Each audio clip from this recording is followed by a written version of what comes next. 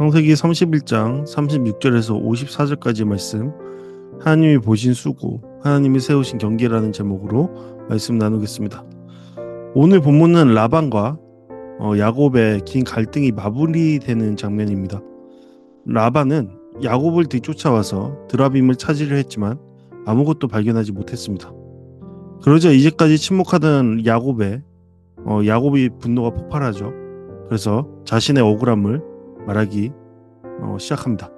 야곱은 지난 20년 동안 자신이 얼마나 성실하게 라반을 섬겼는지, 또 라반이 얼마나 반복적으로 자신을 속였는지를 밝히죠. 그러나 야곱의 변명의 핵심은 단순히 나는 억울하다가 아니었습니다.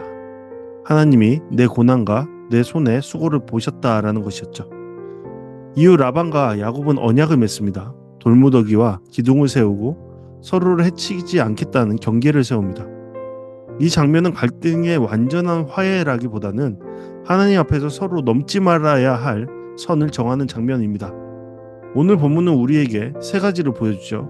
첫 번째는 하나님은 억울한 수고를 보고 계신다. 두 번째는 하나님은 부당한 권력을 책망하신다. 세 번째는 믿음의 사람은 갈등 속에서도 하나님 앞에서 경계를 세워야 한다라는 것입니다. 이러한 내용의 오늘 말씀 함께 살펴보시겠습니다. 야곱은 드디어 말합니다. 지금까지 야곱은 라반 앞에서 매우 조심스럽게 행동했죠.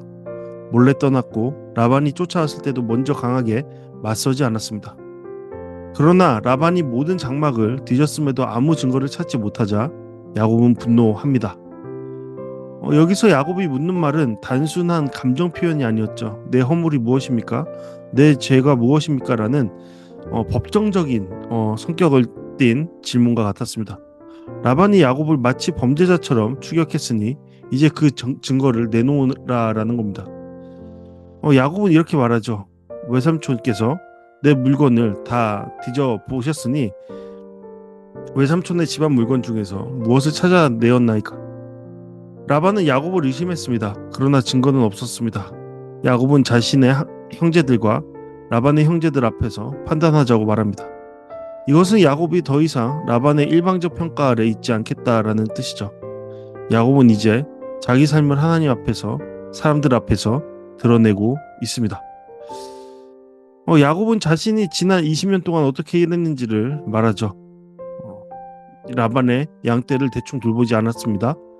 암양과 암염소가 낙태되지 않도록 돌보았고 라반의 순양을 자신의 이익을 위해 잡아먹지도 않았습니다. 당시 목자는 야생동물에게 물려 죽은 짐승에 대해서는 책임을 면할 수도 있었습니다. 그러나 야곱은 그런 손실까지도 스스로 감당했습니다. 야곱은 라반의 집에서 단순히 풍군처럼 일한 것이 아니라 자기의 손해를 감수하면서까지 충성스럽게 섬겼습니다. 야곱의 20년은 낭만적인 시간이 아니었습니다. 낮에는 더위에, 밤에는 추위에, 그리고 잠 못 이루는 밤이 있었습니다. 야곱은 몸으로 버텼고 손으로 수고했고 마음으로 견뎠습니다. 그런데 라반은 정작 그 수고를 정당하게 인정하지 않고 있는 것이었습니다. 그래서 야곱은 거기에서 대해 분노했던 것이죠. 라반은 또한 야곱을 반복해서 속였죠. 야곱은 라반의 집에서 가족이면서도 동시에 착취를 당하는 사람이었습니다. 가까운 관계였지만 안전하지 않았고 친족 관계였지만 공정하지 않았습니다. 이 장면은 우리에게 중요한 질문을 던지죠. 가까운 관계라고 해서 반드시 의로운 관계는 아니다라는 겁니다. 가족이라는 이름이 항상 사랑을 보장하지 않는다라는 것이기도 하죠. 믿음의 사람도 때로는 불공정한 구조 속에서 오래 견딜 수 있습니다. 그러나 본문은 이 부분에서 끝나지 않죠. 야곱은 자신의 생존을 자기 지혜 때문이라고 고백하고 있지 않습니다. 물론 야곱은 지혜롭게 행동했습니다. 때로는 계산적이었고 조심스러웠습니다. 그러나 마지막 고백은 이것이었습니다. 하나님이 나와 함께 계셨다. 라반이 야곱을 빈손으로 보내려 했을지라도 하나님이 막으십니다. 라반이 야곱을 해하려 했을지라도 하나님이 밤에 라반에게 나타나 책망하십니다. 야곱은 이런 하나님을 아브라함의 하나님, 이삭이 경외하는 이라고 부르고 있습니다. 이것은 하나님의 단순히 개인적인 위로의 하나님만이 아니라 언약의 하나님이심을 보여주는 것이죠. 아브라함을 부르시고 이삭을 지키시고 이제 야곱과 함께 하시는 하나님 되신다라는 것을 고백하고 있는 겁니다. 하나님이 내 고난과 내 손의 수고를 보셨다라고 야곱은 말하죠. 이렇듯 사람은 몰라줄 수 있습니다. 라반과 같은 사람들이 왜곡할 수도 있습니다. 가까운 사람도 내 수고를 당연하게 여길 수도 있습니다. 그러나 하나님은 그 모든 과정들을 지켜보십니다. 하나님은 야곱의 억울함만 보신 것이 아닙니다. 그 손의 수고도 보셨습니다. 그의 노동, 인내, 책임, 눈물, 추위와 더위를 보셨습니다. 믿음은 아무도 몰라줘도 괜찮다라는 체념이 아닌 것이죠. 믿음은 하나님께서 여전히 나와 함께 하시며 나를 지키시며 나를 보고 계신다라는 확신 가운데 있는 것입니다. 라반은 끝까지 자기 소유권을 주장합니다. 딸들도 내 딸, 자식들도 내 자식, 양떼도 내 양떼, 내가 보는 것은 다 내 것이다 라고 말합니다. 하지만 이것은 현실을 인정하지 못하는 말이죠. 이미 딸들은 야곱의 아내가 되었고 자녀들은 야곱의 가정이 되었고 양떼도 하나님이 야곱에게 주셨습니다. 라반은 이제는 붙잡고 싶지만 더 이상 붙잡을 수 없는 상태가 된 것이죠. 통제하고 싶지만 더 이상 통제할 수 없는 겁니다. 그래서 라반은 이러한 현실을 직시하고 언약을 제안합니다. 44절이 바로 그러한 말씀이죠. 언약을 맺고 그것으로 너와 나 사이에 증거를 삼자. 이 언약은 따뜻한 화해라기보다는 경계 설정에 가깝습니다. 서로를 신뢰해서 하나 되는 장면이라기보다는 서로 해치지 않도록 하나님 앞에서 선을 긋는 장면이죠. 성경은 모든 갈등이 감정적으로 완전히 풀려야만 끝나는 것처럼 말하고 있지 않습니다. 때로는 하나님 앞에서 서로 여기까지라는 경계를 세우는 것도 필요하다라는 것을 보여주는 것이죠. 우리 또한 관계 안에서 이러한 것들을 적용해 갈 수 있는 것이죠. 우리 또한 분명한 선을 세워야 합니다. 경계를 세워야 합니다. 그리고 서로가 서로를 침범하지 않는 그러한 선 가운데 함께 화해하거나 아니면 함께 살아가는 방법을 모색하는 것, 그것 또한 지혜다라는 것을 우리는 기억해야 합니다. 야곱은 이에 따라 돌을 세웁니다. 그리고 돌무더기를 만듭니다. 이 돌들은 단순한 표식이 아니죠. 하나님 앞에서 세운 증거입니다. 라반은 그것을 아람어로, 야곱은 히브리어로 부릅니다. 서로 다른 언어를 사용했다라는 것은 이제 두 사람이 서로 다른 세계에 속해 있음을 보여주는 것이죠. 함께 살던 시간이 끝나고 각자의 길이 시작된 것입니다. 여기에서 미스바는 하나님이 살피신다라는 의미와 연결되는 것이죠. 라반은 야곱을 완전히 신뢰하지 못합니다. 야곱도 라반을 완전히 신뢰할 수 없습니다. 그래서 그들은 하나님이 살피시는 그 자리, 곧 하나님을 증인으로 세우는 것이죠. 이것은 우리에게 중요한 지혜를 주는 것입니다. 믿음은 무조건 모든 관계를 이전처럼 회복하라는 뜻이 아닙니다. 믿음은 하나님 앞에서 정직하게 관계의 경계를 세우라는 겁니다. 상대가 계속 부당하게 행동한다면 사랑이라는 이름으로 계속 당하는 것이 능사가 아니라라는 겁니다. 하나님의 기준으로 올바른 선을 세우고 그 선 안에서 움직여야 된다라는 겁니다. 하나님 앞에서 선을 세우는 것도 믿음의 행위입니다. 그것은 냉정한 어떠한 선택들이 아니다라는 겁니다. 그러한 선에 대한 지혜가 우리 가운데 요구되는 것입니다. 50절에서 라반은 야곱에게 자신의 딸들을 박대하지 말라고 말합니다. 그리고 52절에서는 서로 이 무더기를 넘어 해하지 말자고 말합니다. 결국 이 언약의 핵심은 이것이죠. 서로 해하지 말자. 완전한 사랑의 회복은 아닐 수 있습니다. 그러나 최소한 폭력과 침해와 착취를 멈추자라는 약속인 것이죠. 신앙은 관계를 무조건적으로 낭만적이게 표현하지 않습니다. 묘사하지 않습니다. 성경은 인간의 죄성을 현실적으로 봅니다. 그래서 때로는 언약이 필요하기도 하고 증거가 필요하기도 하고 경계가 필요하기도 합니다.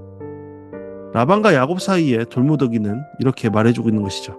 여기까지다. 이 선을 넘지 말자. 하나님이 보고 계신다. 야곱은 이삭이 경외하는 일을 가리켜 맹세합니다. 그는 라반의 방식으로 끝내지 않고 있죠. 라반의 신들 앞에서가 아니라 자기 조상의 하나님 앞에서 맹세하고 있는 겁니다. 그리고 야곱은 제사를 드립니다. 갈등의 마지막 장면에서 야곱은 하나님께 예배합니다. 이것 또한 매우 중요하죠. 야곱은 억울함을 말했습니다. 자신의 수고를 변호했습니다. 라반과 경계를 세웠습니다. 그러나 마지막에는 하나님을 예배했습니다. 믿음의 사람은 자신의 억울함만을 붙들고 끝나지 않습니다. 하나님께 다시 삶을 올려드립니다. 하나님께서 지금껏 보셨고 지키셨고 여기까지 인도하셨음을 고백하는 겁니다. 또한 앞으로의 삶의 모든 과정 가운데 나 또한 주님의 선 안에서 살 것임을 고백하는 것이기도 합니다. 그럴 때 주님께서는 분명 우리의 그러한 의도와 맞게 우리의 마음의 깊이와 맞게 주님은 우리의 삶을 지켜주실 것이다, 보장하실 것이다 라고 믿습니다. 네, 오늘 말씀을 통해 여러분은 어떤 생각을 할 수 있었습니까? 네, 우리는 관계적 동물이라고 하는데요. 우리의 관계는 어떻게 설정되어 있습니까? 그것이 하나님 앞에서 올바른 상태입니까? 아니면 한쪽으로 치우쳐 있습니까? 네, 그러한 부분에 대해서 점검하고 지혜를 구하는 우리가 되었으면 좋겠습니다. 네, 오늘 말씀을 통해 우리 몇 가지 질문을 던져봅니다. 첫 번째로, 나는 하나님이 내 수고를 보고 계심을 믿고 있는가? 야곱은 사람에게 인정받지 못했습니다. 라반은 야곱의 수고를 정당하게 평가하지 않았습니다. 그러나 하나님은 보셨죠. 우리의 수고도 마찬가지입니다. 가정에서, 일터에서, 공동체에서 아무도 알아주지 않은 수고가 있을 수 있습니다. 그러나 하나님은 우리의 고난과 손의 수고를 보십니다. 그리고 그것에 대해 갚아주시죠. 보상해 주시죠. 둘째로, 나는 부당한 관계 속에서도 하나님 앞에서 정직하게 말할 수 있는가? 야곱은 단지 침묵만 하지 않았습니다. 그것이 올바른 관계를 형성하는 이유가 되지는 않습니다. 때가 되었을 때 자신의 억울함을 말했습니다. 신앙은 무조건 참기만 하는 것이 아닙니다. 때로는 정직하게 말해야 합니다.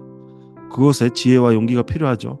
단 복수가 아니라 진실을 위해 말해야 합니다.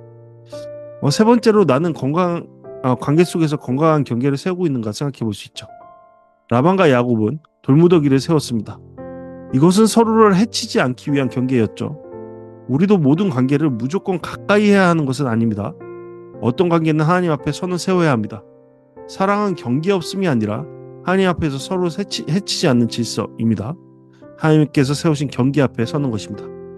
마지막으로, 나는 갈등의 끝에서 하나님을 예배하고 있는가에 대한 질문입니다. 야곱은 마지막 제사를 드립니다.